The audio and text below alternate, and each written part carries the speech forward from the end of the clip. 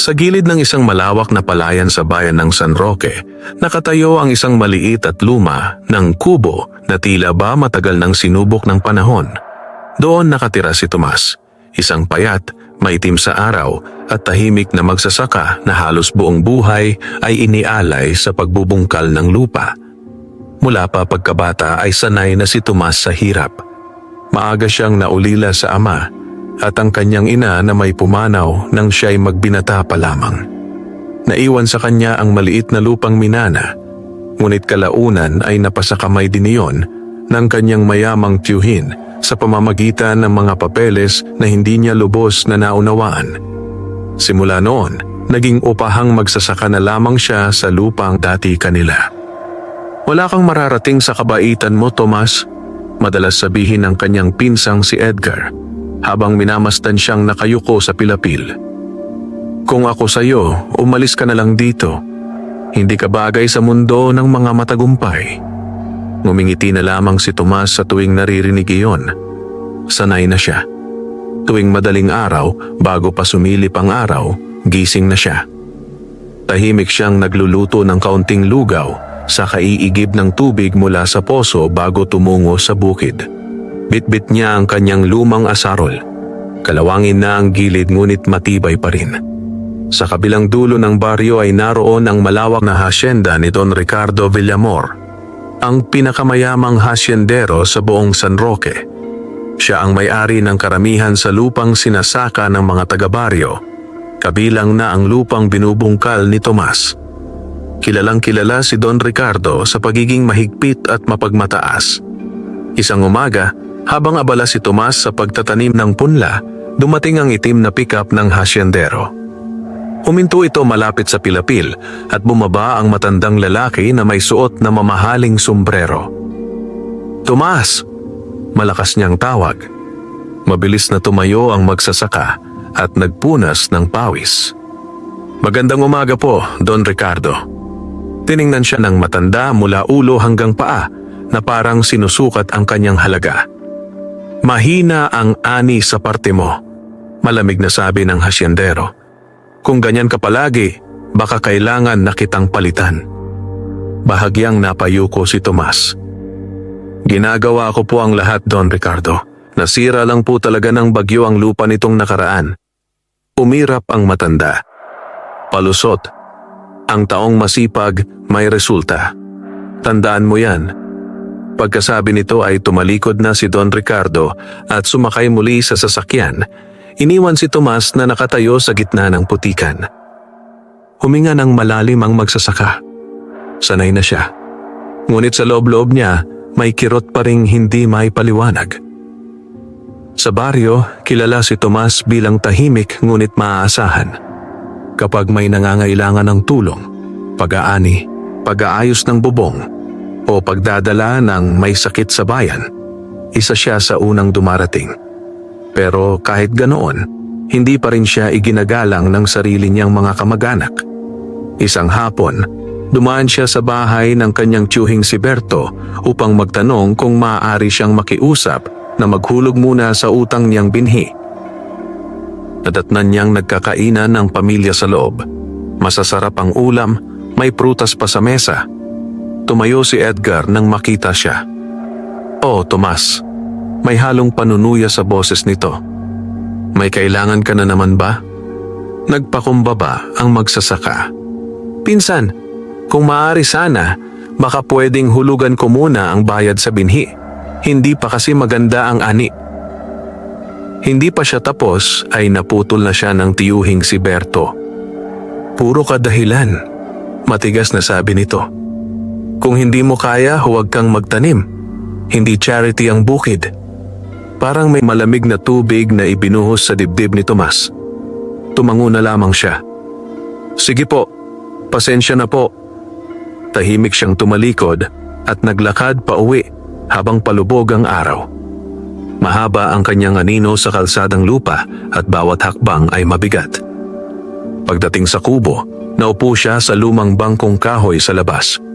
Tahimik ang paligid, tanging huni ng kuliglig ang maririnig. Mula sa bulsa, inilabas niya ang ilang baryang natira sa maghapon. Binilang niya iyon ng paulit-ulit na para bang umaasang madadagdagan. Pero hindi. Iyon lang talaga. Napabuntong hininga siya at tumingala sa langit na unti-unti nang dumidilim. Hanggang kailan kaya ganito, Panginoon? Mahina niyang bulong. Hindi niya alam na sa mga susunod na linggo, may mangyayaring babago sa takbo ng kanyang buhay. Isang pangyayaring ni sa panaginip ay hindi niya inakalang darating.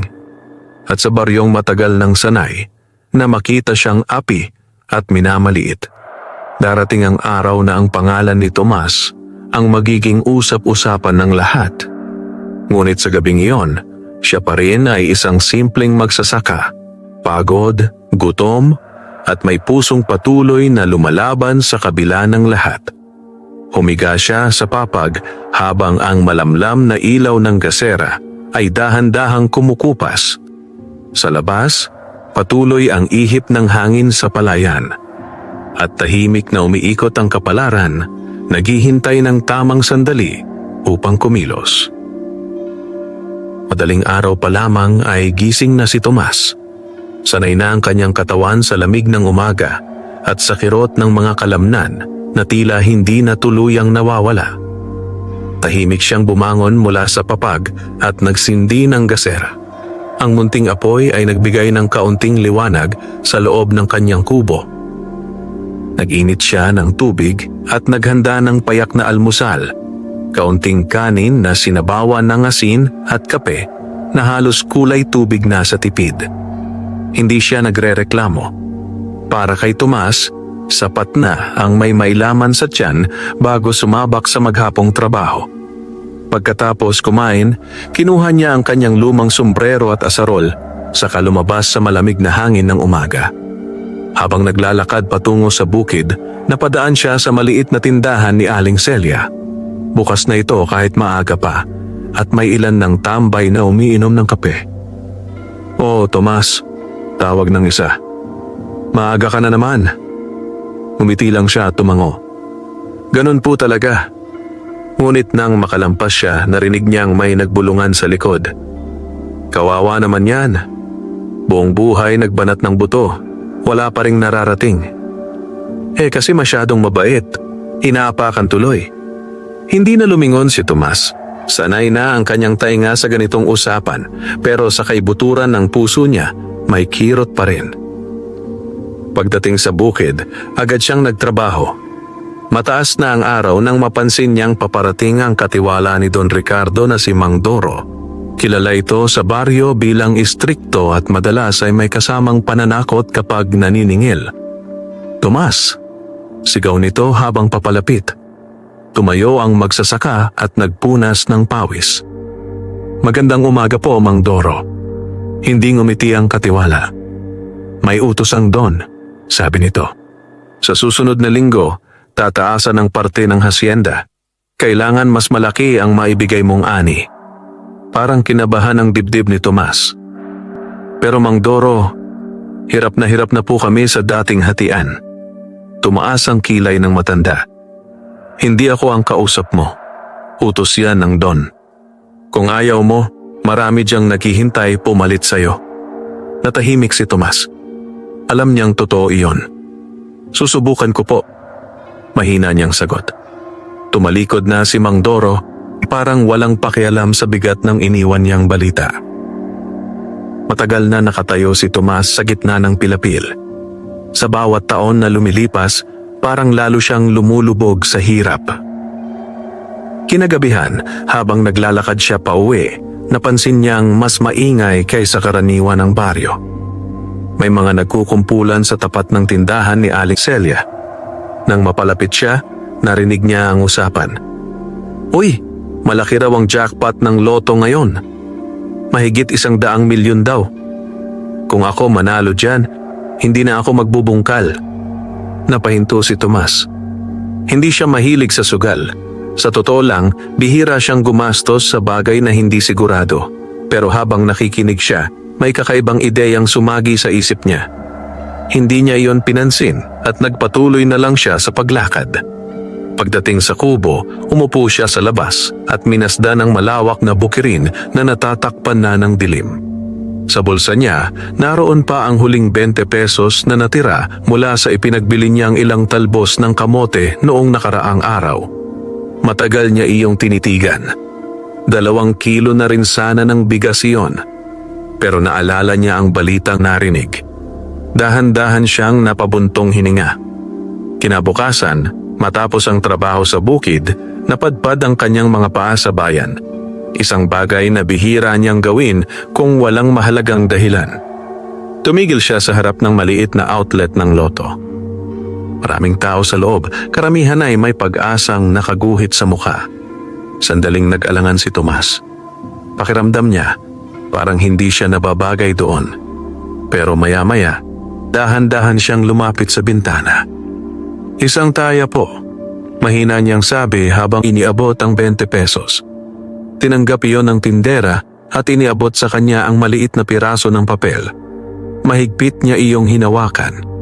Hindi niya alam kung bakit, pero sa unang pagkakataon, matapos ang mahabang panahon, may kakaibang pintig ng pag-asa sa kanyang dibdib. Paglabas niya ng outlet, ipinasok niya ang tiket sa lumang pitaka at naglakad pauwi sa ilalim ng papalubog na araw. Hindi niya alam na ang simpleng desisyong iyon ang magsisimulang gumalaw sa kapalarang matagal nang tila natutulog para sa kanya. Tumipas ang mga araw na tila walang nagbago sa buhay ni Tomas. Maaga pa rin siyang nagigising, tahimik na kumakain ng payak na almusal at buong maghapon na nakayuko sa bukid. Ang tiket ng loto ay nanatiling nakatago sa loob ng kanyang lumang pitaka. Halos nakakalimutan na niya ang tungkol dito.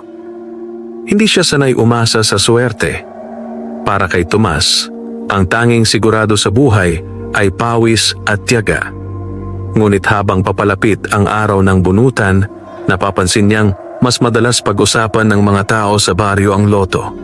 Sa tindahan ni Aling Celia, sa Pilapil, maging sa poso kung saan nag-iigib ang mga kababaihan. Pare-pareho ang usapan. Isipin mo, isang taya lang, milyonaryo ka na. May taga-Karatig baryo raw na nanalo noon. Malay mo, dito sa atin ang susunod. Tahimik lang si Tomas tuwing naririnig iyon.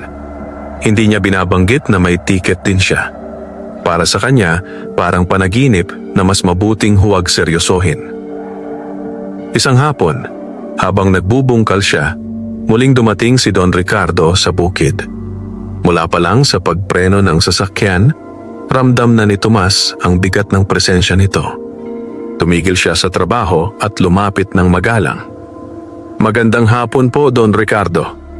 Hindi agad nagsalita ang hasyendero. Pinagmasdan muna niya ang taniman, saka umiling. "Hindi pa rin ako kontento," malamig niyang sabi.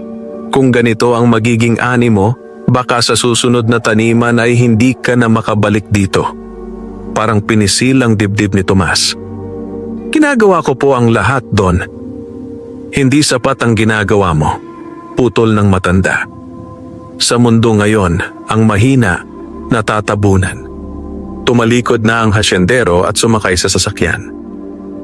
Naiwan si Tomas sa gitna ng Pilapil, muling nakaramdam ng bigat sa dibdib.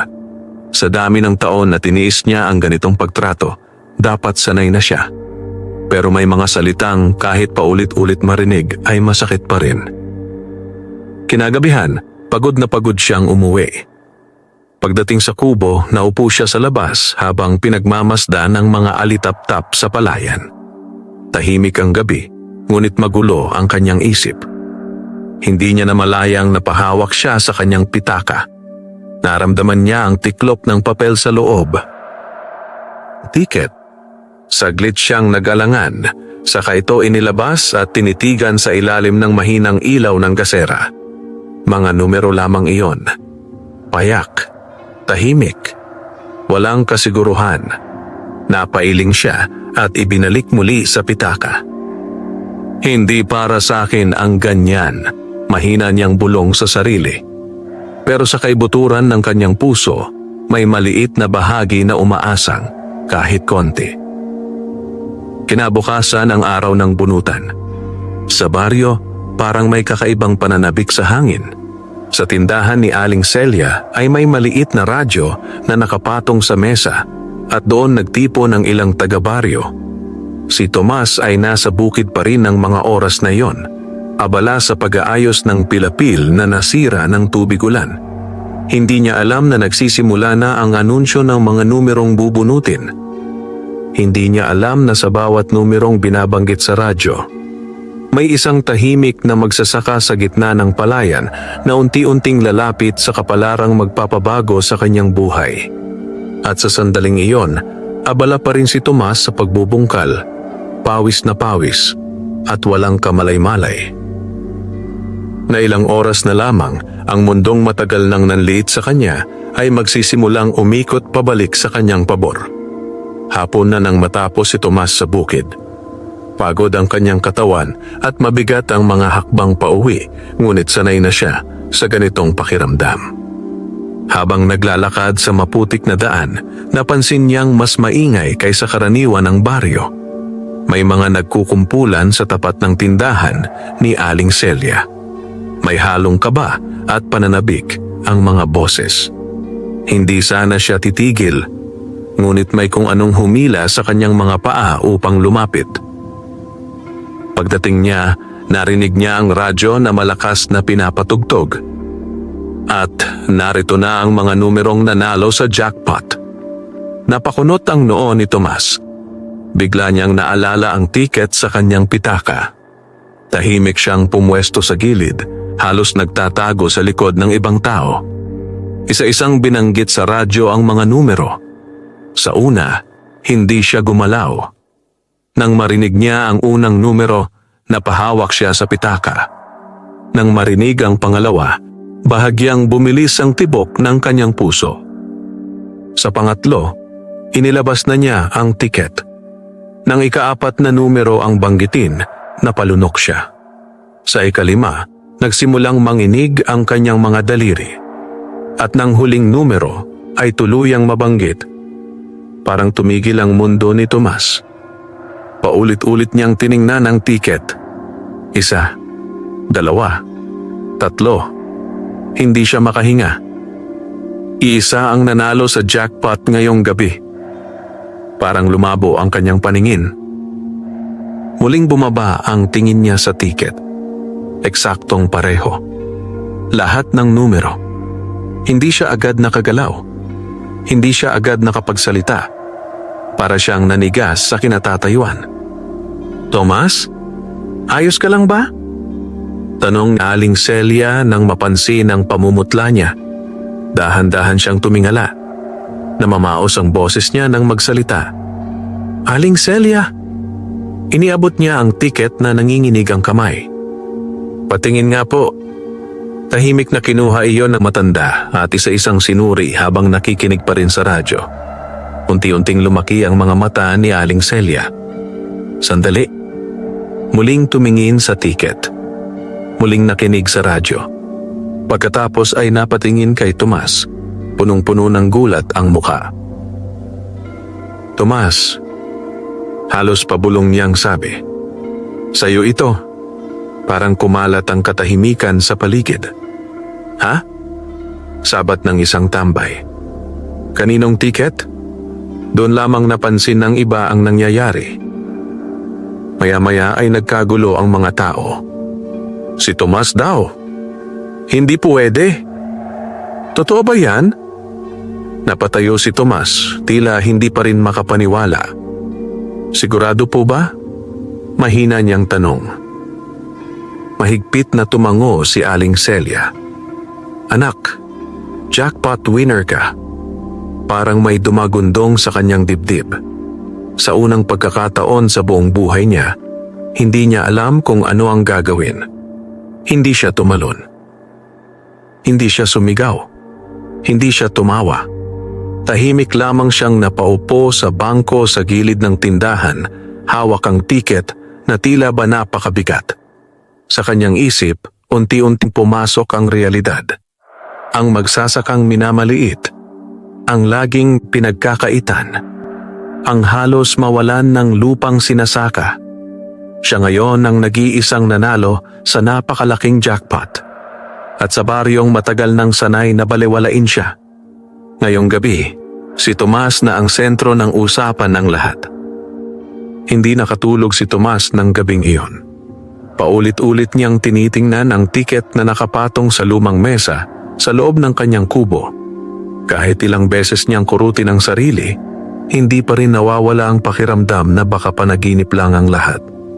Tahimik ang paligid, ngunit sa isip niya ay parang may bagyong umiikot. Nanalo siya. Hindi maliit na halaga, kundi halagang kayang magbago ng buong buhay. Napaupo siya sa papag at napahawak sa ulo.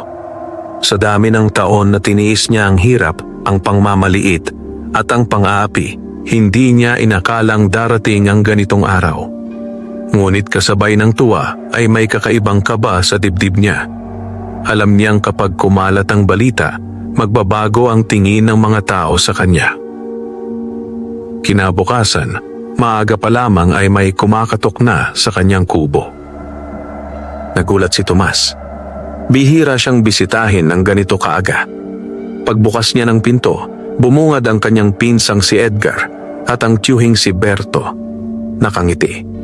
Isang ngiting hindi niya madalas makita noon. "Oh, Tomas," masiglang bati ni Edgar. "Narinig namin ang balita kagabi." Tahimik na nakatayo si Tomas. Hindi niya alam kung ano ang sasabihin. Lumapit si Choberto at biglang tumapik sa balikat niya. Parang wala nang nangyari sa mga nakaraang taon. "Pamangkin," malambing ang boses nito. "Buti naman at sinuwerte ka. Dugo pa rin kita." Parang may kumurot sa dibdib ni Tomas. Dati, halos hindi siya papasukin sa bahay ng mga ito. Ngayon, parang biglang nag-ibang hangin.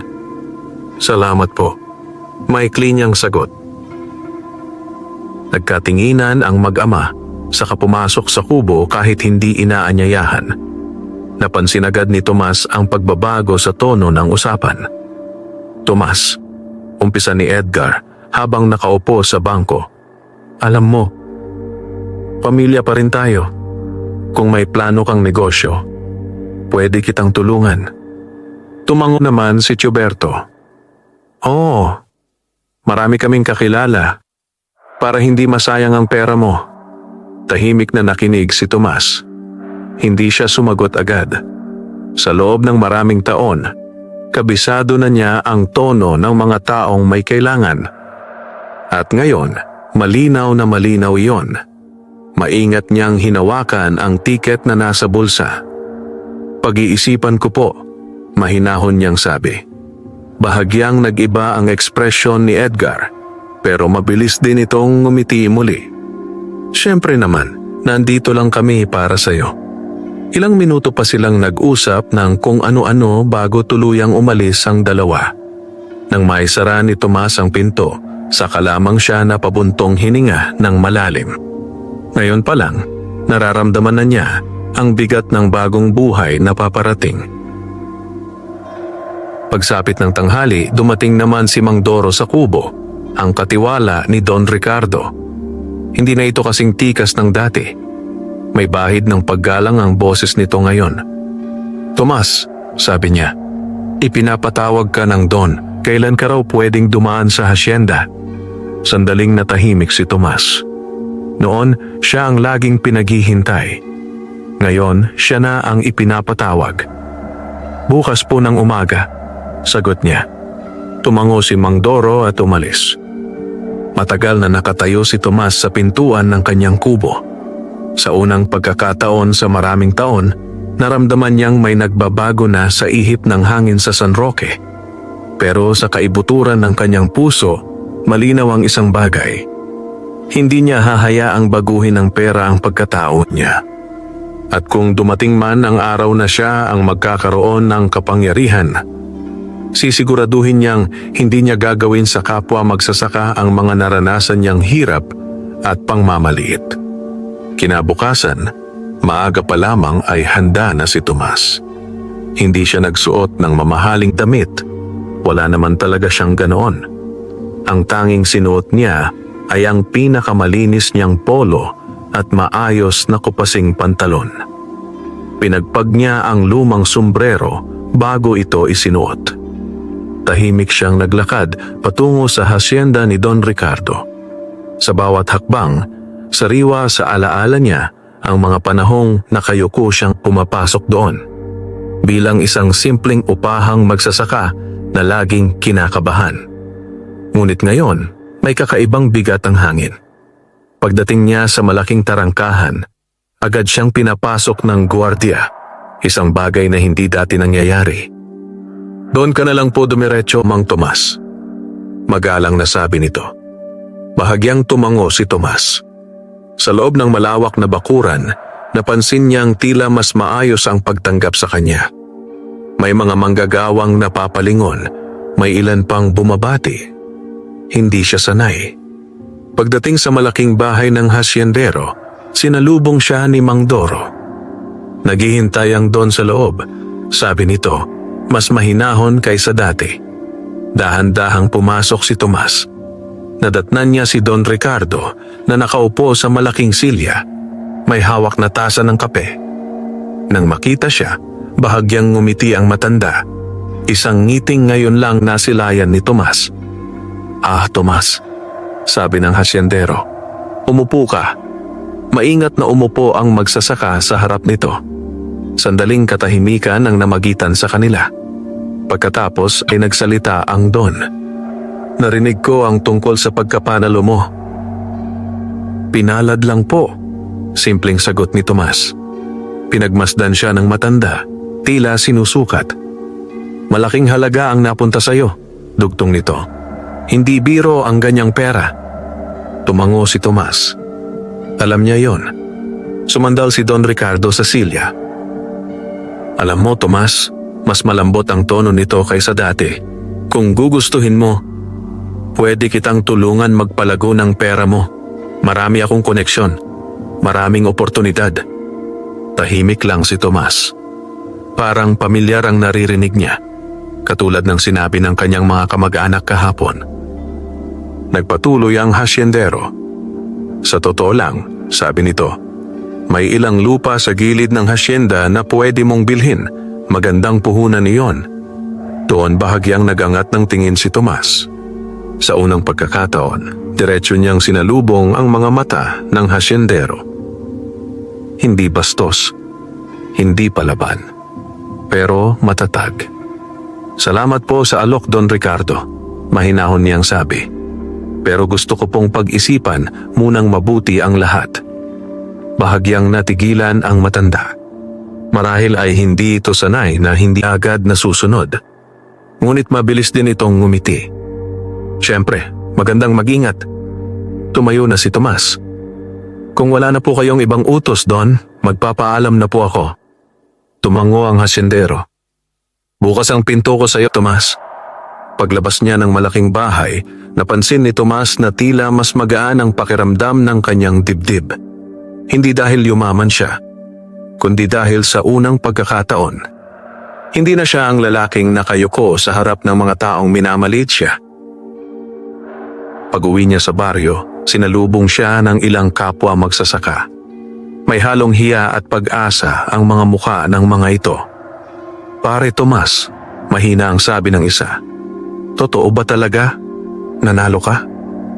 Ngumiti si Tomas, ang parehong payak ng ngiti na matagal nang kilala ng baryo. "Oo," sabi niya. Sandaling nagkatinginan ang mga magsasaka.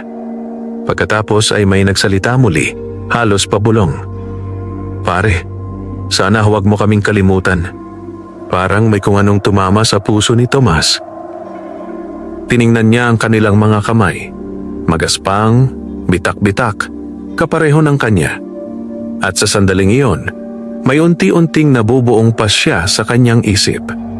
Isang pasyang hindi tungkol sa sarili lang, kundi para sa mga taong matagal ding tahimik na lumalaban sa gitna ng bukiri ng San Roque. Gabing-gabi na nang muling umupo si Tomas sa harap ng kanyang kubo. Tahimik ang baryo. Tanging huni ng kuliglig at mahinang ihip ng hangin sa palayan ang maririnig.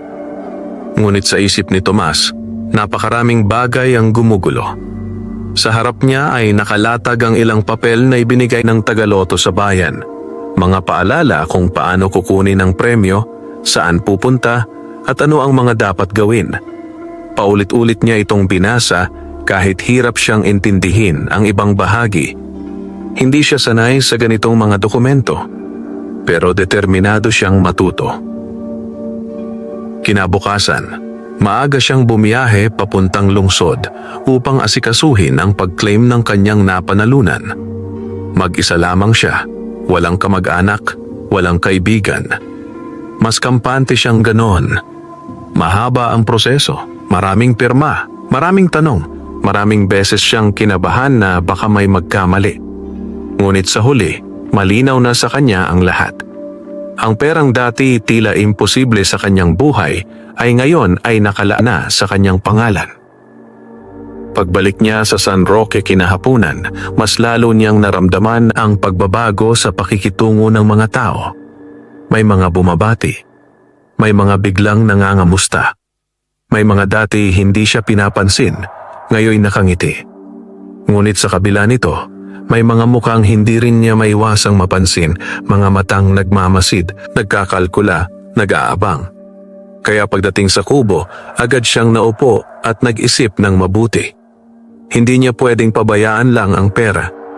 Hindi rin niya gustong magwaldas. At higit sa lahat, ayaw niyang mangyari sa kanya ang madalas niyang marinig na kwento. Ang mga tao yumaman bigla pero bumagsak din. Napatingin siya sa malawak na bukirin sa harap ng kanyang kubo. Doon siya lumaki.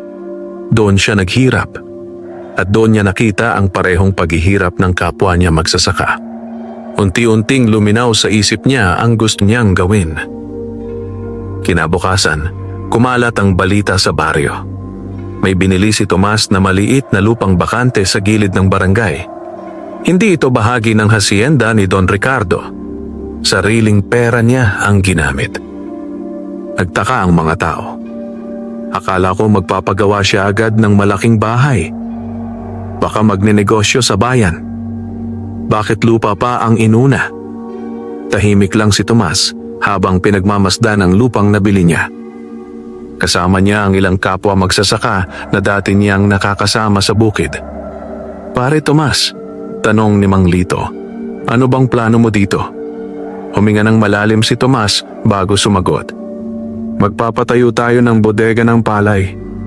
Napatitig ang mga kasama niya. Nagpatuloy siya. Alam niyo naman kung paano tayo binabarat tuwing anihan. Dahil wala tayong mapagimbakan, napipilitan tayong ibenta agad ng mura. Unti-unting nagkakaintindihan ang mga mukha sa paligid. Kung may sarili tayong bodega, dugtong ni Tomas, hindi na tayo basta-basta matatakot sa presyuhan. Matagal na katahimikan ang bumalot sa grupo. Pagkatapos, si Mang Lito ang unang napangiti. Pare, seryoso ka ba dito? Tumango si Tomas. Para sa ating lahat ito, may kung anong kumirot sa hangin, isang halo ng pag-asa at hindi makapaniwalang tuwa. Sa unang pagkakataon sa mahabang panahon, may magsasakang hindi lang nag-isip para sa sarili. At sa gitna ng mainit na sikat ng araw sa San Roque, unti-unting nagsisimula ang pagbabagong matagal ng hinihintay ng mga tahimik na nagbubungkal ng lupa. Hindi nagtagal ay nagsimula ang konstruksyon sa lupang binili ni Tomas. Araw-araw, may mga karpintero at mason na dumarating. Ngunit higit na kapansin-pansin ang presensya ng mga kapwa magsasaka na kusang tumutulong. Nagbubuhat ng hollow blocks, naghahalo ng semento at naglilinis ng paligid. Hindi sila inuutusan. Hindi rin sila pinipilit. Sila mismo ang lumalapit. Sa baryo ng San Roque, bihira ang ganitong tanawin. Mga magsasakang nagtutulungan hindi dahil sa utos ng hasyendero, kundi dahil may isang taong unang nagpakita ng malasakit. Isang umaga, habang pinagmamasdan ni Tomas ang ginagawang bodega, lumapit sa kanya si Mang Lito. Pare, sabi nito, ibang klase ang ginagawa mo. Matagal na naming pangarap to. Ngumiti lamang si Tomas. Hindi lang ako ang nahirapan dito sa baryo, sagot niya.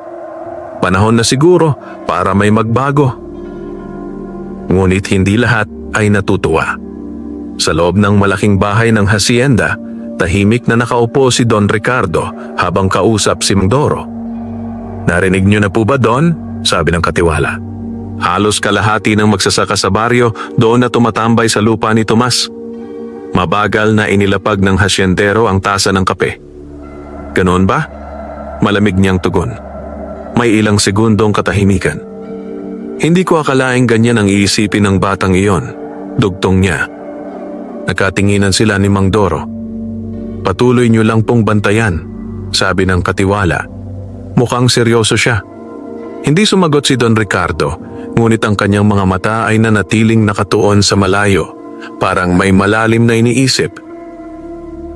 Samantala, sa baryo, unti-unti nang nahuhubog ang bodega. Lumipas ang ilang linggo ng walang tigil na trabaho. At sa wakas, dumating ang araw na natapos ito. Hindi ito marangya. Hindi ito enggrande. Pero matibay. Malinis. At higit sa lahat, sariling pag-aari ng mga magsasaka. Nagtipon ang mga tao sa harap ng bodega isang hapon. May simpleng salo-salo, pansit, tinapay, at malamig na tubig. Walang banda, walang engranding programa. Simple lang. Tulad ng taong nagsimula nito. Pinilit ng mga magsasaka si Tomas na magsalita. Medyo nailang siya sa dami ng nakatingin, pero humakbang pa rin siya sa harap. "Totoo lang," panimula niya. "Hindi ko ito ginawa para sumikat. Tahimik ang lahat. Ginawa ko ito dahil alam ko ang pakiramdam ng binabarat. Alam ko ang pakiramdam ng walang pagpipilian. May ilang tumango. May ilan ding napayuko." Nagpatuloy si Tomas. "Kung may nagbago man sa buhay ko, ayoko yung ako lang ang makikinabang." Naging mas tahimik ang paligid. "Simula ngayon," dugtong niya, "hindi na kailangang ibenta agad ang ani natin ng palugi. May sarili na tayong mapaglalagyan." Sa likuran, may ilang magsasakang palihim na nagpahid ng mata. Hindi dahil sa drama, kundi dahil sa matagal na panahong walang nagsalita para sa kanila. Habang palubog ang araw, nakatayo si Tomas sa gilid ng bodega, pinagmamasdan ang masasayang muka ng kanyang mga kabaryo. Ngunit sa di kalayuan, may isang sasakyang itim na sandaling huminto sa kalsada. Sa loob nito, tahimik na nakamasid si Don Ricardo. Hindi mabasa ang kanyang ekspresyon. Sandali lamang iyon. Pagkatapos ay umandar muli ang sasakyan at tuluyang nawala sa alikabok ng daan. At kahit hindi pa alam ni Tomas, ang kanyang tahimik na pagtulong sa kapwa magsasaka ay unti-unti nang gumagalaw sa balanse ng kapangyarihan sa San Roque. Ilang araw matapos ang simpleng pagbubukas ng bodega, mas naging kapansin-pansin ang pagbabago sa San Roque. Ang mga magsasakang dati nag-uunahan, ibenta ang kanilang ani sa mababang presyo ay ngayon ay mas kampante na. Isa-isa nilang dinadala ang kanilang mga sako ng palay sa bagong bodega ni Tomas. Maayos ang talaan, malinaw ang usapan, at walang pananakot. Sa unang pagkakataon sa maraming taon, may pagpipilian na sila. Isang umaga, habang inaayos ni Tomas ang listahan ng mga nagpasok ng palay, dumating si Mang Lito na may halong kaba ang muka. "Pare Tomas," mahina nitong sabi, "may balita ako." Nagangat ng tingin si Tomas. "Ano yon?" Luminga muna si Mang Lito bago nagsalita. "May mga katiwala raw ng hasyenda na umiikot. Kinakausap ang ibang magsasaka. Pinapaalalahanan." Bahagyang kumunot ang noo ni Tomas. "Pinapaalalahanan tungkol saan?" Napabuntong hininga si Mang Lito. Na baka raw magkaproblema ang kontrata nila kung lilipat sila ng bentahan. Natahimik si Tomas. Hindi na bago sa kanya ang ganitong galaw. Tahimik niyang isinara ang ledger. "Salamat sa pagsabi," mahinahon niyang tugon. Kinahapunan, dumating nga ang 2 tauhan ng hacienda sa baryo. Hindi sila lantaran, pero halata ang pakay. May kinakausap sa gilid. May binubulungan. May pinapangakuan. Unti-unting kumalat ang kaba sa ilang magsasaka. Habang pinagmamasdan ito ni Tomas mula sa may bodega, may mabigat na desisyong nabubuo sa loob niya. Hindi sapat ang bodega. Kung talagang gusto niyang tumulong, kailangan niyang mas palakasin ang loob ng mga kasama niya. Kinagabihan, nagpaanyaya si Tomas ng pulong sa ilalim ng lumang punong mangga sa gitna ng baryo. Isa-isang dumating ang mga magsasaka. May kaba, may pagdududa, may pag-asa. Tahimik na tumayo si Tomas sa harap nila. "Alam kong may umiikot na balita," panimula niya. Nagkatinginan ang mga tao. "Hindi ko kayo pipilitin," dugtong niya. "Kung saan kayo komportable, doon kayo." Sandaling katahimikan. Pagkatapos ay nagpatuloy siya, mas matatag ang boses. "Pero gusto ko lang ipaalala, ang bodega na yon ay para sa atin. Walang pananakot, walang sapilitan, walang patong na hindi malinaw. May ilang ulo ang tumango. Kung matatakot tayo ngayon," dagdag niya, "habang buhay na tayong matatakot." Tahimik ang gabi, ngunit ramdam ang bigat ng kanyang mga salita. Maya-maya, si Mang Lito ang unang nagsalita. "Pare Tomas, kasama mo kami." Sunod-sunod ang pagsang-ayon. "Kasama mo kami. Hinding-hindi na kami babalik sa dati." Unti-unting napuno ng determinasyon ng hangin. Sa gilid ng liwanag ng lampara, bahagyang yumuko si Tomas, hindi sa pagod, kundi sa pasasalamat.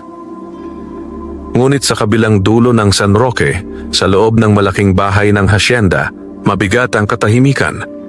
Nakatayo si Mang Doro sa harap ni Don Ricardo. "Don," sabi niya, "mukhang hindi na sila basta-basta uurong."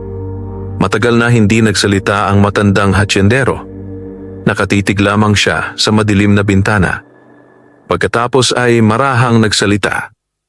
"Kung ganoon, kailangan nating pag-isipang mabuti ang susunod na hakbang."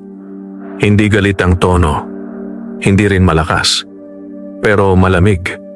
At sa gabing iyon, habang tahimik na natutulog ang karamihan sa San Roque, dalawang magkaibang panig ang unti-unting naghahanda. Ang isa para magpatuloy sa pagtulong, at ang isa para pigilan ang pagbabagong nagsisimula pa lamang. Lumipas ang mga linggo, at ang dating tahimik na baryo ng San Roque ay unti-unting nagbago ang takbo. Sa bodega ni Tomas, mas dumarami ang sako ng palay na naitatala araw-araw.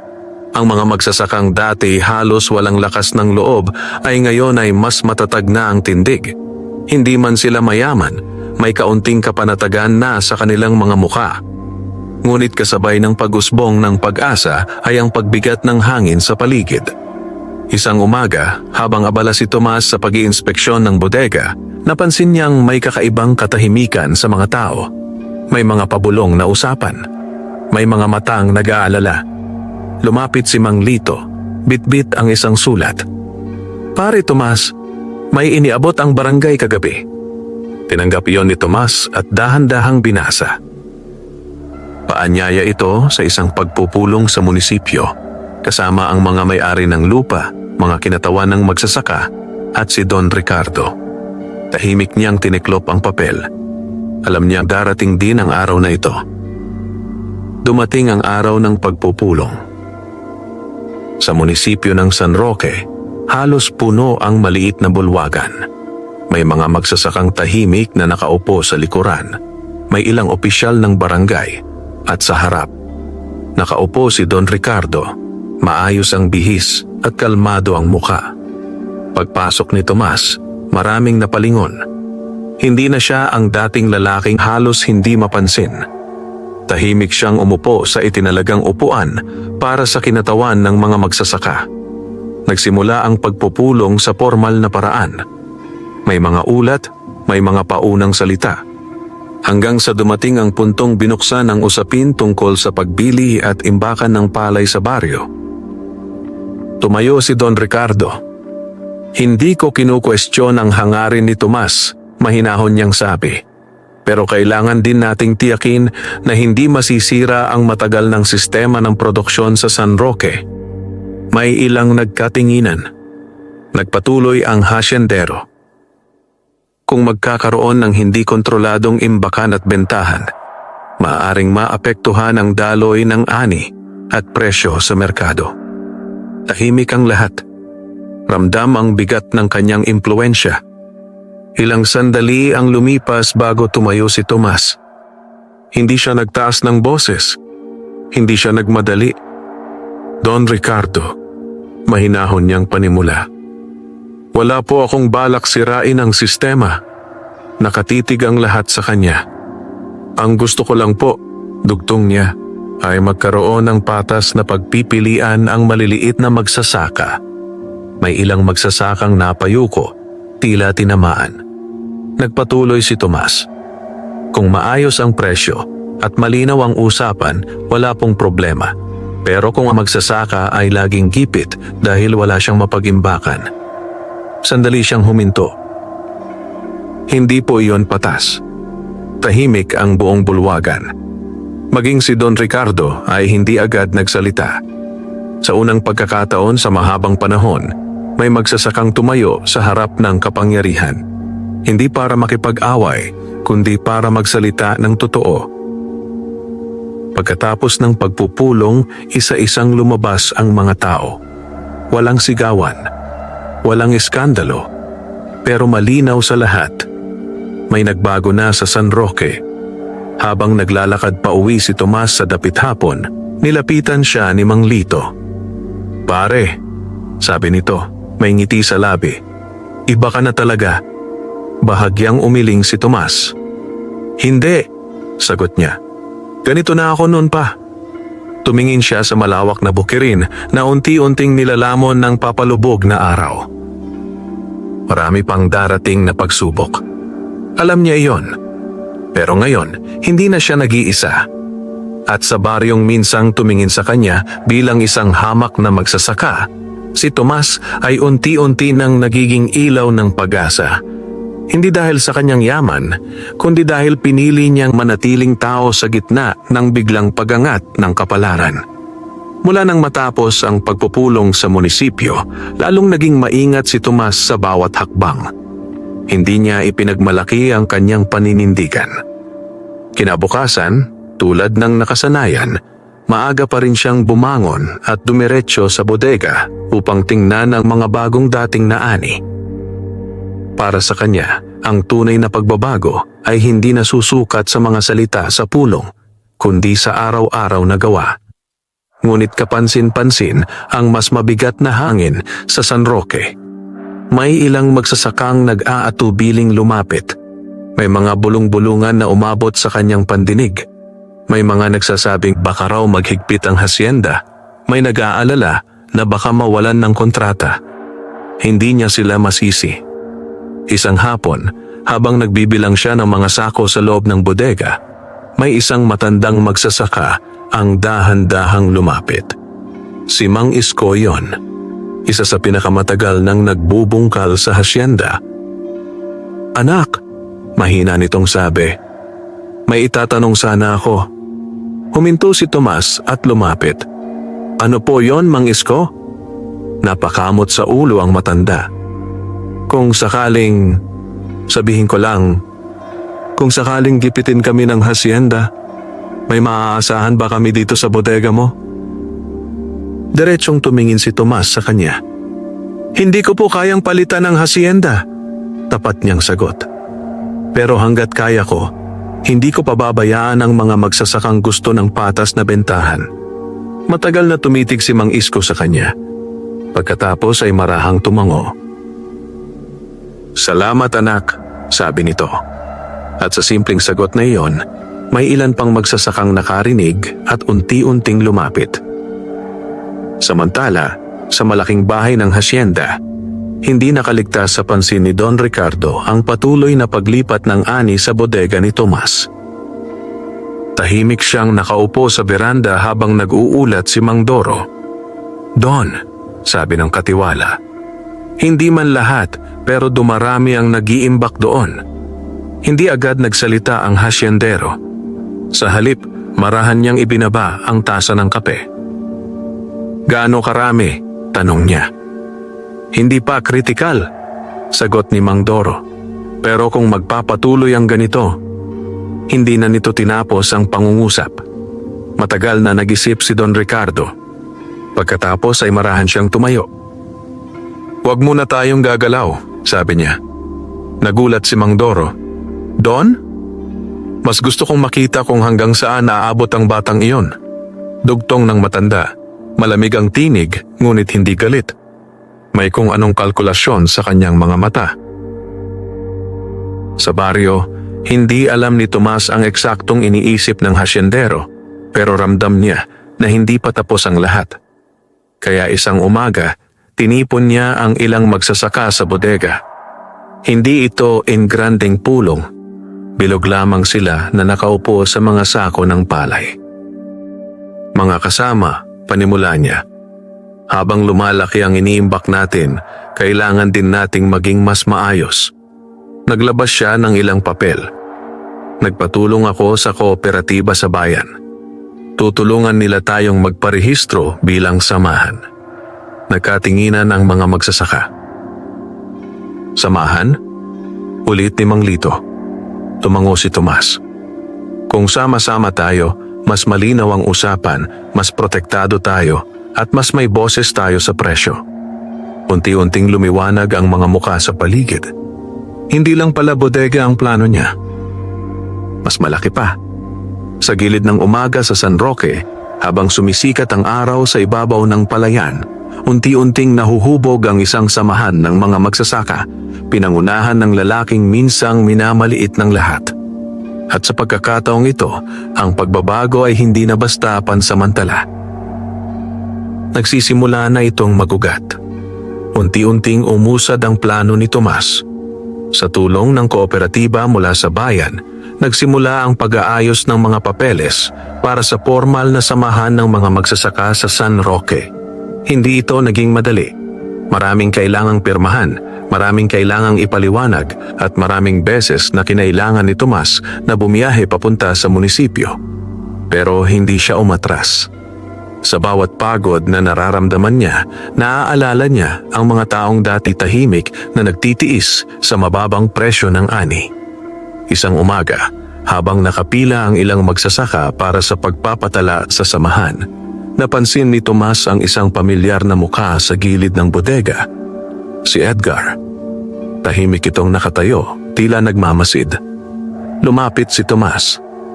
"Pinsan," bati niya ng mahinahon. Bahagyang nailang si Edgar bago nagsalita. "Balita ako. Lumalaki na ang samahan ninyo." Walang yabang sa tinig ni Tomas.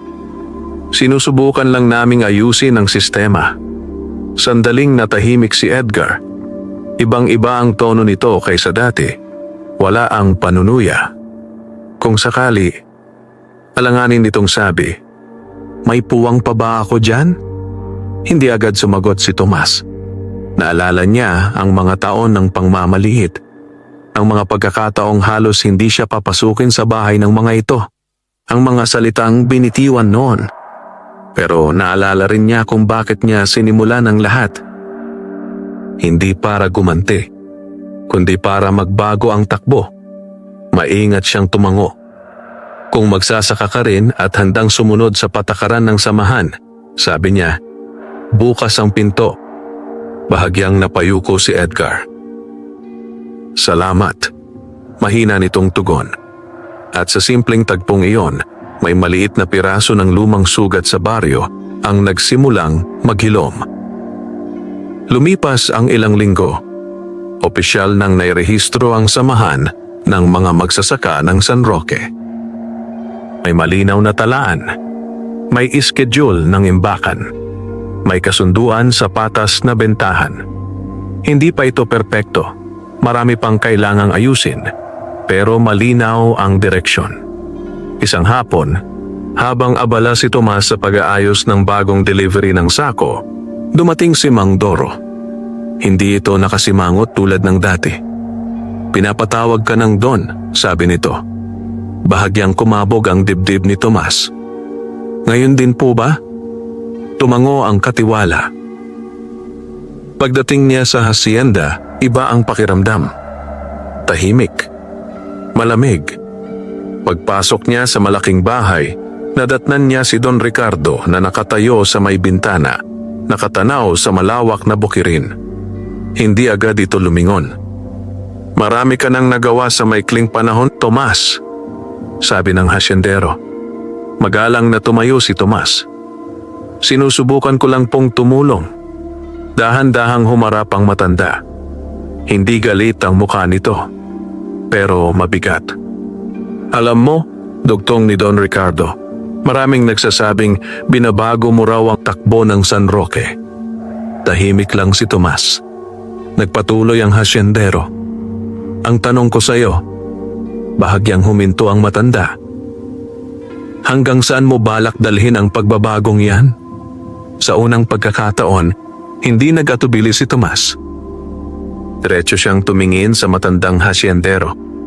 Hanggang sa maging patas para sa maliliit na magsasaka doon. Naging napakatahimik ng silid. Walang nagtaas ng boses. Walang nagbanta. Pero sa sandaling iyon, malinaw. Ang dating api ay ganap nang nakatayo sa sarili niyang mga paa. At sa San Roque, ang laban para sa patas na kabuhayan ay hindi na kayang ibalik sa dati. Matagal na walang nagsalita sa loob ng malaking bahay ng hacienda. Nakatitig lamang si Don Ricardo kay Tomas.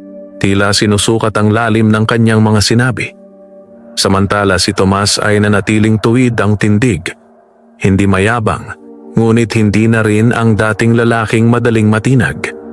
Sa wakas, marahang napabuntong hininga ang matandang hasyendero. Matapang ka, sabi niya. Hindi malinaw kung papuri o babala. Magalang na yumuko ng bahagya si Tomas. Wala po akong balak makipag-away doon. Gusto ko lang pong maging maayos ang kabuhayan ng mga magsasaka. Naglakad si Don Ricardo pabalik sa kanyang silya at naupo. Alam mo, dugtong niya, ilang dekada ko nang pinapatakbo ang hasyendang ito. Hindi madaling panatilihing buo ang sistema. Tahimik na nakinig si Tomas.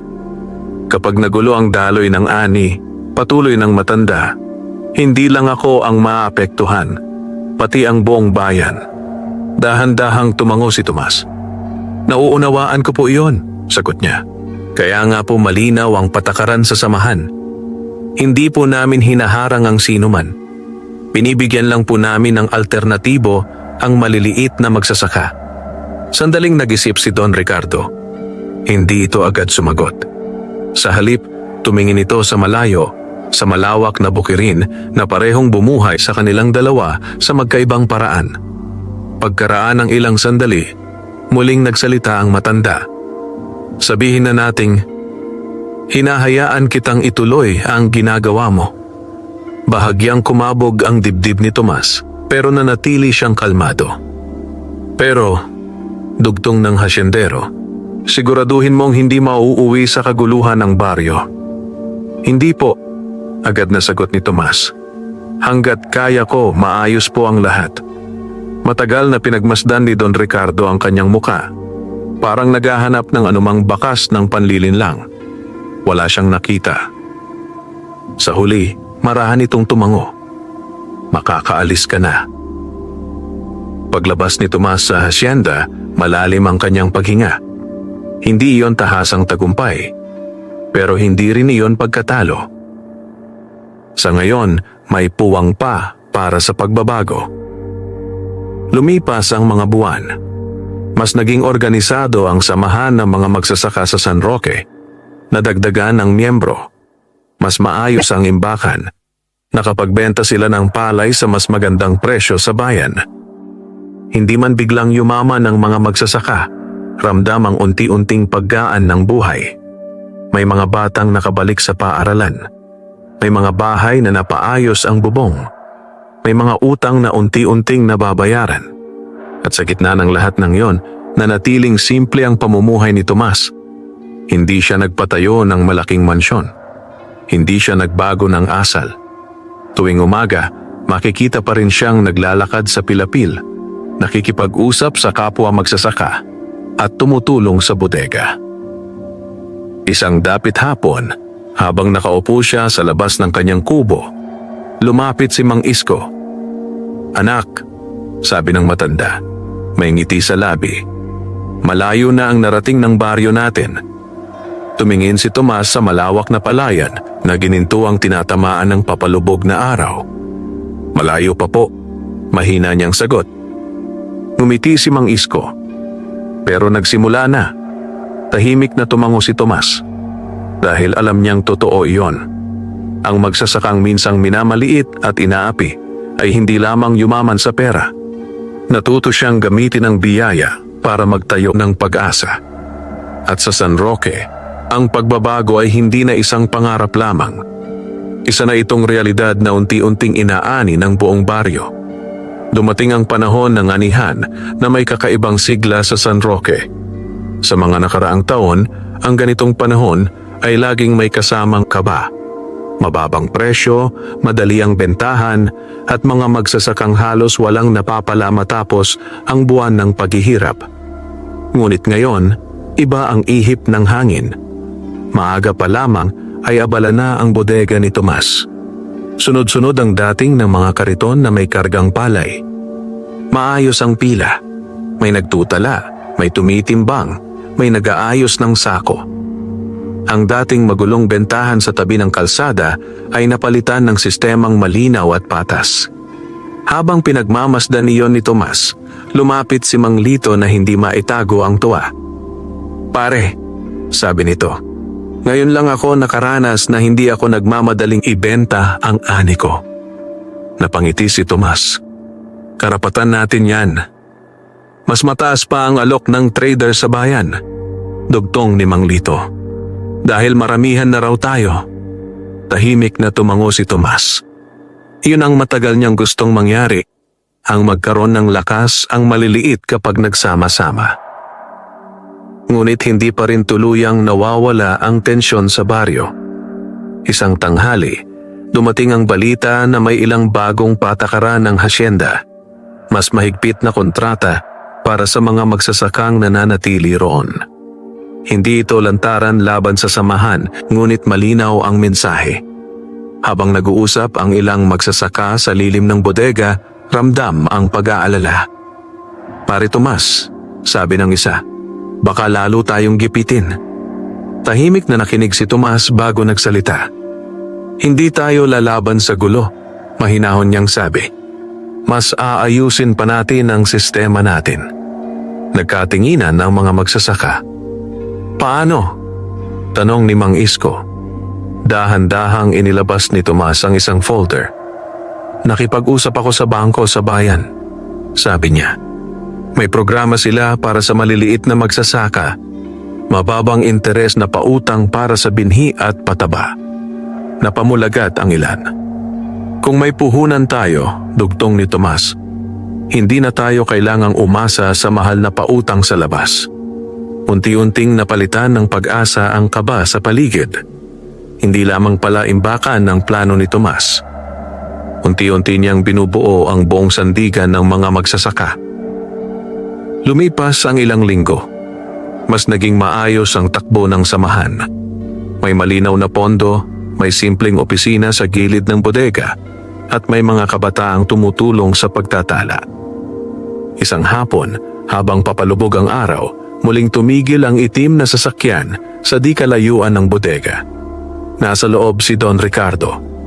Tahimik siyang nakamasid habang pinagmamasdan ang maayos na galaw ng mga magsasaka. Sa kanyang muka ay wala ang dating pagmamataas. Sa halip, tila may malalim na pag-iisip. Makalipas ang ilang sandali, marahan siyang nagsalita sa driver. Hindi basta-basta ang batang iyon. At sa unang pagkakataon, may bahagyang pag-amin sa kanyang tinig. Hindi ng pagkatalo, kundi ng pagkilala. Samantala, sa harap ng bodega, nakatayo si Tomas at pinagmamasdan ang masiglang baryo.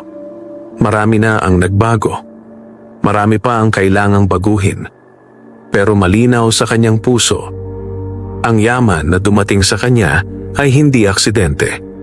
Isa itong pagkakataong baguhin ang matagal ng siklo ng paghihirap. At hanggat may magsasakang nangangailangan ng patas na laban, hindi pa tapos ang kanyang laban sa San Roque. Lumipas pa ang ilang buwan at ang dating tahimik na baryo ng San Roque ay tuluyan nang nag-iba ang anyo. Hindi ito naging marangyang lugar. Wala pa ring malalaking gusali o magagarang sasakyan sa bawat kanto. Ngunit ramdam ang pagbabago sa mas maliliit na bagay. Mga bubong na hindi na tumutulo kapag umuulan, mga batang pumapasok na sa paaralan na may baong maayos, at mga magsasakang hindi na nakayuko tuwing anihan. Sa gitna ng lahat ng iyon, nanatiling abala si Tomas. Isang umaga, habang sinusuri niya ang talaan sa maliit na opisina ng samahan, dumating si Mang Lito na may dalang balita. "Pare Tomas," sabi nito, "tumaas ulit ang presyo ng palay sa bayan. Gusto ng trader na sa atin na dumiretso." Napangiti si Tomas. "Maganda yan," sagot niya. "Ibig sabihin, gumagana ang sistema natin." Ngunit bago pa sila makapagpatuloy sa usapan, may isang batang lalaki ang nagmamadaling dumating. "Hinihintay ka raw po sa barangay hall, Mang Tomas," hingal nitong sabi. Bahagyang nagtaka si Tomas. "May sinabi ba kung ano ang pakay?" Umiling ang bata. "May bisita raw po galing probinsya." Pagdating ni Tomas sa barangay hall, nadatnan niyang may ilang opisyal at 2 lalaking nakaayos ang bihis na naghihintay. Nagpakilala ang mga ito bilang kinatawan mula sa tanggapan ng agrikultura ng probinsya. "Matagal na naming naririnig ang ginagawa ninyo dito sa San Roque," sabi ng isa. "Gusto sana naming pag-aralan kung paano ninyo naorganisa ang samahan." Hindi agad nagsalita si Tomas. Hindi siya sanay sa ganitong atensyon. "Kung makakatulong po sa ibang magsasaka, bukas po kami magbahagi." Mahinahon niyang sagot. Nagkatinginan ang mga bisita, tila natuwa sa kanyang tugon. "Maaaring maging modelo ang baryo ninyo," dugtong ng opisyal. Sa likod ng silid, tahimik na nakikinig ang ilang magsasaka, halatang proud ngunit nananatiling mapagkumbaba. Kinagabihan, habang nakaupo si Tomas sa labas ng kanyang kubo, dumating si Mang Isko at umupo sa tabi niya. Tahimik muna silang nagmasid sa palayan na tinatanglawan ng buwan. "Anak," sabi ng matanda, "noon, akala namin hanggang ganito na lang ang buhay dito." Hindi sumagot si Tomas. "Pero ngayon," dugtong ni Mang Isko, "may pag-asa ang mga apo namin." Marahang napangiti si Tomas, pero nanatiling mapagkumbaba ang kanyang anyo.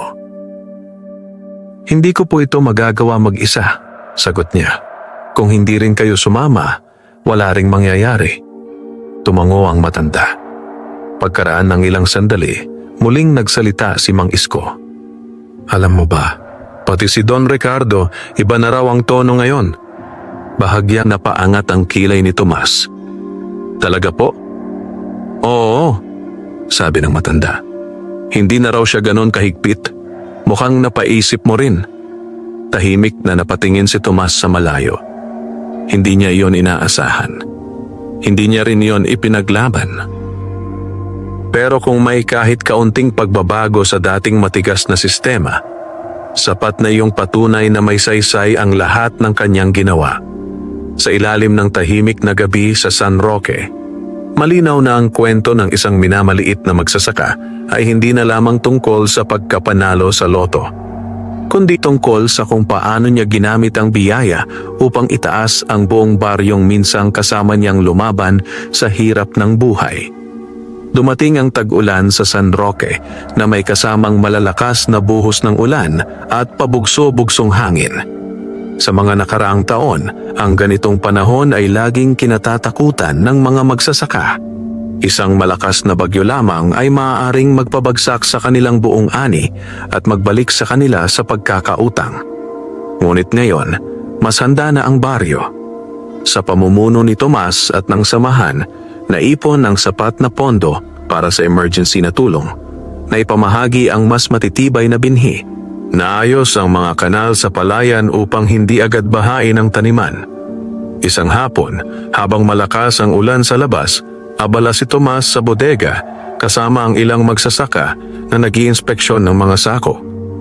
"Pare Tomas," sabi ni Mang Lito, habang nakatanaw sa ulan, "kung dati to, malamang nagkakandara pa na tayo ngayon." Tumango si Tomas. "Kaya mahalaga na handa tayo palagi." Ngunit tila sinusubok ang kanilang paghahanda. Makalipas ang ilang araw, dumating ang balita mula sa Karatig Barangay. May bahagi ng palayan doon ang binaha at maraming magsasaka ang nawalan ng ani. Hindi nagatubili si Tomas.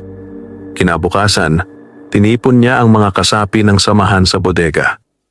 "Mga kasama," panimula niya, "may mga kapwa magsasaka sa kabilang baryo na lubhang naapektuhan ng baha. Tahimik ang lahat. Kung papayag kayo," dugtong niya, "maglalaan tayo ng bahagi ng pondo at binhi para matulungan sila."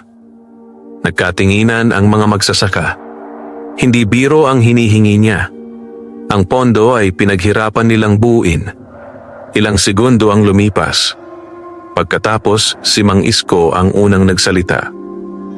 "Kung tayo ang nasa kalagayan nila, gugustuhin din nating may tumulong." Sunod-sunod ang pagtango. "Kasama kami. Magbigay tayo. Para sa kapwa magsasaka." Bahagyang yumuko si Tomas, dama ang bigat ng tiwalang ibinibigay sa kanya. Makalipas ang 2 araw, personal na pinangunahan ni Tomas ang paghahatid ng tulong sa Karatig Barangay. Hindi ito engrandeng convoy. Ilang sako ng binhi, kaunting pondo, at mga simpleng kagamitan. Ngunit sa mga magsasakang nasalanta, napakalaki na nito. Isang matandang magsasaka ang napahawak sa kamay ni Tomas. "Maraming salamat, iho," nangingilid ang luha nito. "Akala namin wala nang tutulong sa amin." Maingat nang ngumiti si Tomas. "Magkakapatid po tayong magsasaka," sagot niya. "Magdadamayan tayo." Ang balita ng kanilang pagtulong ay mabilis na kumalat. Umabot ito hindi lamang sa San Roque, kundi maging sa tanggapan ng munisipyo at sa hasyenda. Isang gabi, habang nakaupo si Don Ricardo sa kanyang veranda, tahimik siyang nakikinig sa ulat ni Mang Doro. "Sarili nilang pondo ang ginamit doon," sabi ng katiwala. "Hindi sila humingi ng kapalit." Matagal na hindi nagsalita ang hasyendero. Sa wakas, marahan siyang napabuntong hininga. "Iba talaga ang batang iyon," mahina niyang sabi. Sa unang pagkakataon sa mahabang panahon, wala sa kanyang tinig ang dating lamig, kundi isang tahimik na pagkilala. Samantala, sa simpleng kubo sa gilid ng palayan, tahimik na nakahiga si Tomas habang nakikinig sa patak ng ulan sa bubong. Marami na ang nagbago. Marami pa ang kailangang gawin. Pero malinaw sa kanyang puso, ang tunay na yaman ay hindi lamang nasusukat sa perang napanalunan, kundi sa dami ng buhay na unti-unting gumagaan dahil pinili niyang magbahagi kaysa mag-isa. Humupa ang malalakas na ulan at unti-unting luminaw ang kalangitan sa ibabaw ng San Roque. Kasabay ng paglabas ng araw ay ang pag-usbong ng bagong sigla sa baryo. Ang mga palayang minsang nabalot ng takot tuwing tag-ulan ay ngayon ay mas maayos ang kondisyon. Hindi man perpekto, ramdam ng mga magsasaka na mas handa na sila kaysa dati. Isang umaga, habang naglalakad si Tomas sa Pilapil, napansin niyang may mga batang naglalaro sa tabi ng bodega. Dati, bihira ang ganitong tanawin. Karamihan sa kanila ay tumutulong na agad sa bukid dahil sa hirap ng buhay. Ngayon, may oras na silang maging bata. Napangiti si Tomas, ngunit hindi siya nagtagal. Marami pa siyang kailangang asikasuhin. Sa maliit na opisina ng samahan, nagtipon ng mga lider magsasaka para sa buwanang pagpupulong. May talaan ng kita, ulat ng imbakan at plano para sa susunod na taniman. "Mas maaga tayong makakabili ng binhi ngayong season," sabi ni Mang Lito habang tinitingnan ang papeles. Mas mura rin ang kuha natin. Tumango si Tomas. Kapag sabay-sabay ang bili, mas malakas ang tawad. Ngunit bago pa sila matapos, may kumatok sa pinto. Isang barangay tanod ang pumasok. "Pasensya na po," sabi nito. "May bisita po sa labas, si Don Ricardo." Biglang natahimik ang silid. Nagkatinginan ang mga magsasaka. Hindi ito inaasahan. Dahan-dahang tumayo si Tomas. "Papapasukin natin." Paglabas nila, nakita nila ang hasyendero na nakatayo sa harap ng bodega. Maayos ang bihis nito, ngunit wala ang dating tikas na may halong pananakot. Lumapit si Tomas. "Magandang umaga po, Don." Tumango ang matanda. "Magandang umaga, Tomas." Sandaling katahimikan ang namagitan sa kanila. Pagkatapos ay nagsalita si Don Ricardo. "Narinig ko ang pagtulong ninyo sa kabilang baryo." "Kaunting tulong lang po iyon," sagot ni Tomas. Pinagmasdan siya ng matanda, tila mas maingat kaysa dati. "Hindi ako naparito para pigilan ka," dugtong nito. "Sa totoo lang, napaisip ako sa mga nangyayari." Tahimik ang mga magsasaka sa likuran. Nagpatuloy ang hasyendero. "Kung mananatiling maayos ang samahan ninyo," sabi niya, "handa akong makipag-ugnayan." Bahagyang nagulat ang ilan. "Sa anong paraan po?" mahinahong tanong ni Tomas. "May ilang bahagi ng ani ng hasyenda na maaari nating ipadaan sa sistema ninyo bilang pilot arrangement," sagot ni Don Ricardo. "Para makita kung paano tayo maaaring magtulungan, hindi magbanggaan." Hindi agad nagsalita si Tomas. Ramdam niya ang bigat ng alok. Hindi ito simpleng pakikipagbati. Ito ay senyales na may nagbabago sa dating matigas na linya sa pagitan ng hasyenda at maliliit na magsasaka. Maingat siyang tumango. "Kung patas po ang kasunduan at malinaw sa lahat," sabi niya, "bukas po kami sa pag-uusap." Sandaling nagkatitigan ang dalawa. Sa wakas, marahang tumango si Don Ricardo. "Mag-uusap tayo ng formal." Nang makaalis ang hasyendero, sabay-sabay na pabuntong hininga ang mga magsasaka. "Pare Tomas," bulong ni Mang Lito. Parang panaginip. Tahimik na napatingin si Tomas sa malawak na bukirin. Hindi pa ito tagumpay, pero malinaw. Ang baryong minsang pinagaharian ng takot at pangmamaliit ay unti-unti nang natututong makipag-usap sa mas pantay na paraan. At sa puso ni Tomas, alam niyang ang tunay na laban ay hindi tungkol sa pagtalon mula sa hirap patungo sa yaman, kundi sa pagtiyak na ang pag-angat ng isa ay nagiging daan para sa pag-angat ng nakararami. Hindi nagtagal matapos ang pagbisita ni Don Ricardo.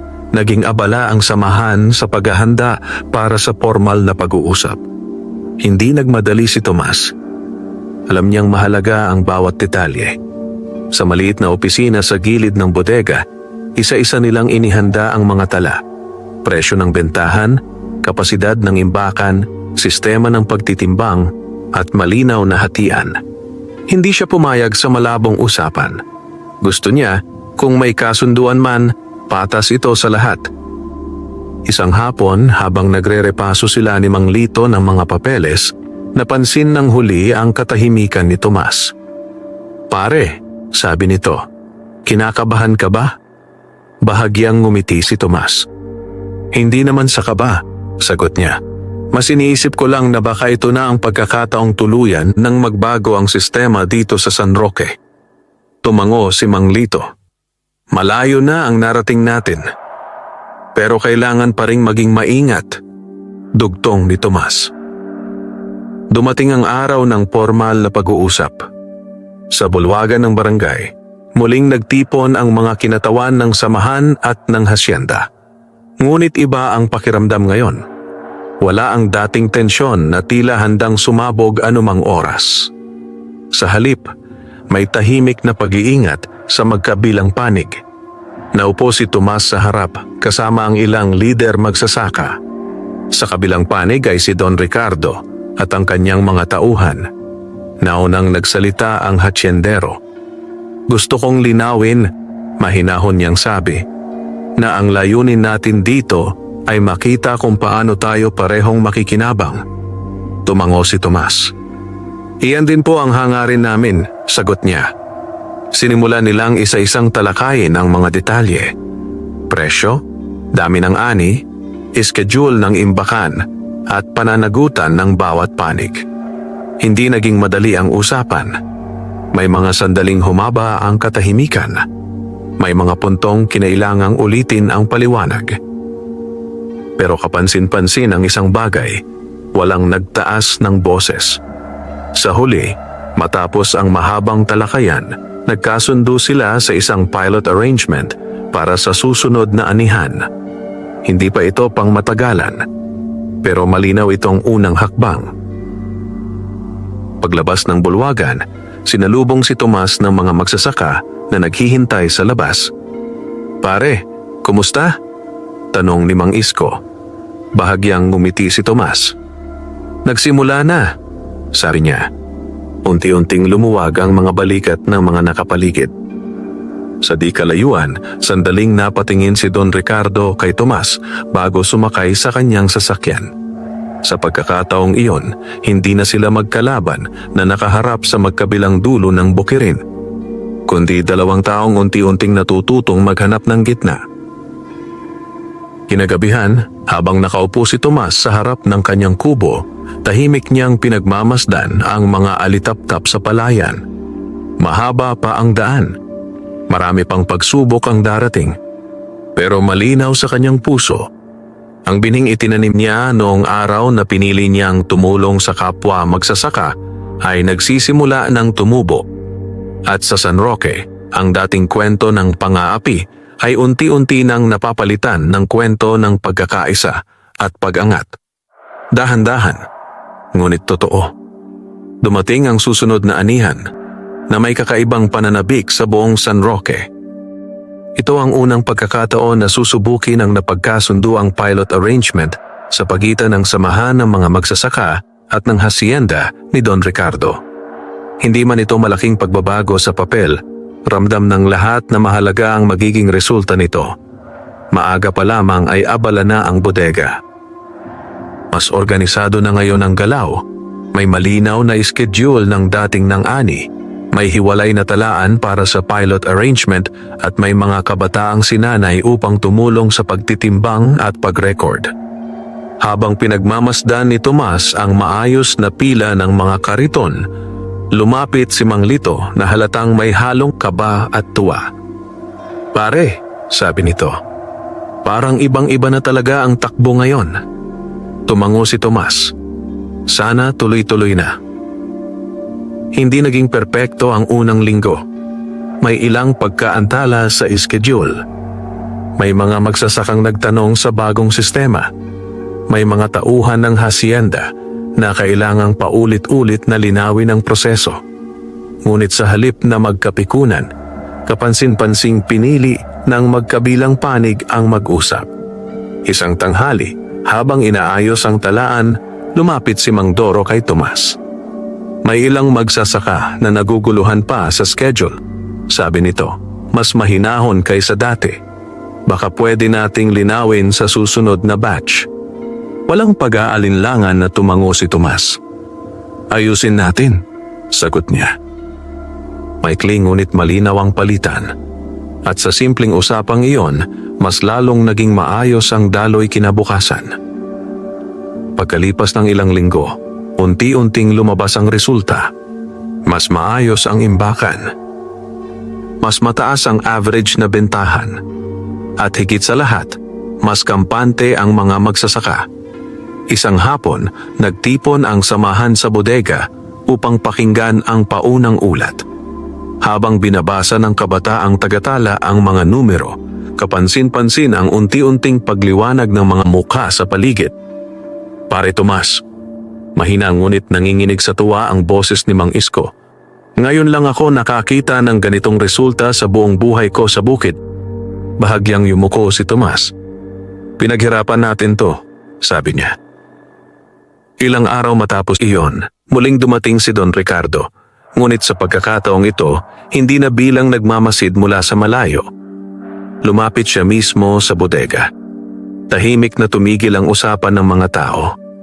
Tumingin ang hasyendero sa paligid, sa maayos na pila, sa malinaw na talaan, sa disiplinadong galaw ng mga magsasaka. Pagkatapos ay lumapit siya kay Tomas. Lumabas na ang paunang ulat, sabi niya. Opo, tugon ni Tomas. Sandaling katahimikan. Pagkatapos ay marahang tumango ang matanda. Maayos ang naging takbo. Hindi ito malakas. Hindi rin palabas. Pero sapat para marinig ng mga taong nasa paligid. Sa unang pagkakataon, hayagang kinilala ni Don Ricardo ang sistema na minsang tiningnan niya ng may pagdududa. Kinagabihan, habang tahimik na nakaupo si Tomas sa labas ng kanyang kubo, ramdam niya ang malamig na simoy ng hangin mula sa palayan. Marami nang nagbago mula noong araw na halos hindi siya mapansin sa baryo. Pero sa puso niya, nanatili ang isang simpleng paniniwala na ang tunay na tagumpay ay hindi nasusukat sa laki ng perang napanalunan, kundi sa dami ng magsasakang ngayon ay nakakatulog ng mas payapa dahil may patas na laban na silang kinabibilangan sa San Roque. Dumating ang pagtatapos ng anihan na may kakaibang katahimikan sa San Roque. Hindi ang dating katahimikang may halong kaba, kundi ang payapang dulot ng isang panahong maayos na nalampasan. Sa bodega ni Tomas, nakasalansan ang huling batch ng palay para sa season. Maayos ang talaan, malinaw ang kita, at sa unang pagkakataon sa mahabang panahon, maraming magsasaka ang nakapag-uwi ng mas disenteng halaga mula sa kanilang pinaghirapan. Isang hapon, nagtipon ang samahan sa ilalim ng lumang punong mangga. Doon din kung saan minsang unang nagpulong si Tomas at ang mga kasama niya noong nagsisimula pa lamang ang lahat. Simple ang salo-salo. May pansit, kakanin, at malamig na inumin. Walang ingranding programa, pero ramdam ang gaan ng loob ng bawat isa. Tumayo si Mang Isko, may hawak na lumang sombrero. Mga kasama, panimula niya, matagal na akong magsasaka. Marami na akong nakita. Tagtuyot, bagyo, baratan. Sandali siyang napahinto, saka tumingin kay Tomas. Pero ngayon lang ako nakakita na may tunay na pagbabago. Tahimik ang lahat. Nagpatuloy ang matanda. Hindi dahil may nanalo sa loto, sabi niya, kundi dahil may taong piniling ibahagi ang biyaya. Marahang napababa ang tingin ni Tomas. Hindi siya sanay sa papuri. Sunod-sunod ang marahang palakpakan. Hindi maingay, pero taos. Habang palubog ang araw, may isang sasakyan ang dahan-dahang huminto sa gilid ng baryo. Bumaba si Don Ricardo. Hindi siya inimbitahan, pero kusa siyang lumapit sa pagtitipon. Agad siyang napansin ng mga tao, ngunit wala ang dating tensyon. Sa halip, may maingat na paggalang. Lumapit siya kay Tomas. Balita ko, maganda ang naging ani ninyo, sabi ng matanda. Opo, sagot ni Tomas, dahil sa pagtutulungan ng lahat. Sandaling tumahimik si Don Ricardo habang pinagmamasdan ng mga magsasakang masayang nag-uusap sa paligid. Pagkatapos ay nagsalita siya, mabagal ngunit malinaw. Kung bukas pa rin ang samahan ninyo, nais kong palawakin ang kasunduan natin sa susunod na taniman. Bahagyang nagulat ang ilang nakarinig. Hindi agad sumagot si Tomas. Tiningnan niya ang mga kasama, ang mga magsasakang minsang nakayuko sa takot, ngunit ngayoy nakatingin sa kanya ng may pag-asa. Maraan siyang tumango. Basta patas para sa lahat, Don. Sa unang pagkakataon, bahagyang ngumiti si Don Ricardo. Hindi malaki, hindi palabas, pero totoo. Kinagabihan, muling bumalik si Tomas sa harap ng kanyang simpleng kubo. Ganoon pa rin ang paligid, ang palayan, ang malamig na hangin, ang huni ng kuliglig.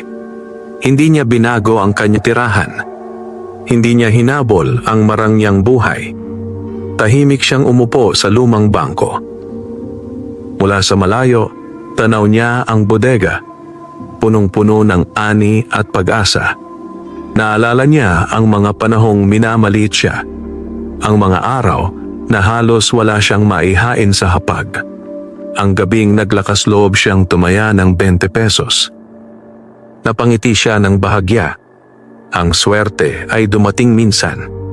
Pero ang tunay na pagbabago ay nangyari dahil pinili niyang gamitin iyon para sa kapwa. Sa San Roque, ang pangalan ni Tomas ay hindi na lamang kilala bilang magsasakang sinuwerte sa loto, kundi bilang taong nagpatunay na ang yaman ay may pinakamalaking halaga kapag ito'y ginamit upang magbigay daan sa pag-angat ng marami. At sa tahimik na ihip ng hangin sa ibabaw ng ginintuang palayan, patuloy na inaani ng baryo ang bunga ng isang simpleng desisyon, ang pumili ng kabutihan kaysa pansariling ginhawa. Sa paglipas ng mga taon, ang San Roque ay hindi naging perpektong lugar. May mga panahong mababa pa rin ang presyo sa merkado. May mga bagyong sumubok sa tatag ng mga magsasaka. May mga bagong hamon na dumating na hindi kayang lutasin ng isang tao lamang. Ngunit may isang bagay na hindi na nawala. Ang pagkakaisa. Ang samahan ng mga magsasaka na minsang nagsimula sa maliit na bodega ay tuluyan ng naging matatag na haligi ng baryo. Mas marami ang natutong mag-ipon. Mas marami ang natutong magtanong. At higit sa lahat, mas marami ang natutong tumayo ng may dangal. Si Tomas ay nanatiling simple ang pamumuhay. Makikita pa rin siyang naglalakad sa pilapil tuwing umaga, nakikipagkamay sa mga magsasaka at tahimik na tumutulong sa mga bagong miyembro ng samahan. Hindi siya naging perpekto at hindi rin niya inangkin ang lahat ng tagumpay. Sa tuwing may pumupuri sa kanya, iisa lang ang lagi niyang sagot. Sama-sama natin itong itinayo. Maging si Don Ricardo ay tuluyan ng nagbago ang paraan ng pamamalakad. Hindi man nawala ang pagiging mahigpit ng isang hasyendero, natuto siyang makinig, makipag-usap at umayon sa mas patas na sistema. Ang dating pagitan ng hasyenda at maliliit na magsasaka ay napalitan ng maingat ngunit tunay na pagtutulungan. At ang baryong minsang tahimik na nagtitiis sa ilalim ng lumang kalakaran ay unti-unting naging halimbawa sa mga karatig lugar. Ngunit para kay Tomas, ang pinakamahalagang pagbabago ay hindi nasusukat sa mga numero ng ani o sa dami ng naitayong proyekto. Isang hapon, habang pinagmamasdan niya ang mga batang naglalaro sa tabi ng bodega, mga batang may baon na sa paaralan at may pangarap na sa hinaharap, marahan siyang napangiti. Dahil alam niya, hindi na mauulit ang panahong ang magsasaka sa San Roque ay walang boses at walang pagpipilian. At sa ilalim ng ginintuang liwanag ng papalubog na araw, tahimik na nagtapos ang kwento ng isang magsasakang minsang minamaliit at inaapi, na sa pamamagitan ng kabutihan, tapang at malasakit sa kapwa, ay hindi lamang yumaman, kundi naging daan upang umangat ang buong baryo. Wakas,